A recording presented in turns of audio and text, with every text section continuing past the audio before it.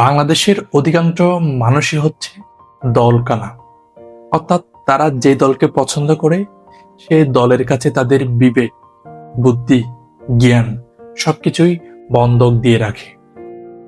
যদি তাদের পছন্দের দল কোনো খারাপ কাজ করে তারপরও তারা প্রশংসা করবে, আর তৃতীয় ব্যক্তি যখন তাদের ওই খারাপ কাজের প্রতিবাদ করবে, অন্যায়ের প্রতিবাদ করবে, তখন এই ব্যক্তিগুলোই তাদের সমালোচনা করবে, তাদের বিরুদ্ধে উঠে পড়ে লাগবে।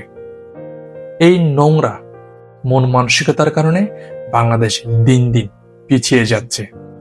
যেখানে পৃথিবীর অন্যান্য দেশ আজ থেকে 50 বছর পর কি হবে, কি করবে তা নিয়ে গবেষণা করছে, চিন্তা করছে, সেখানে এই নোংরা মন মানসিকতার মানুষগুলো আজ থেকে 50 বছর আগে কি হয়েছে কি হয়নি সেটা নিয়ে পড়ে আছে।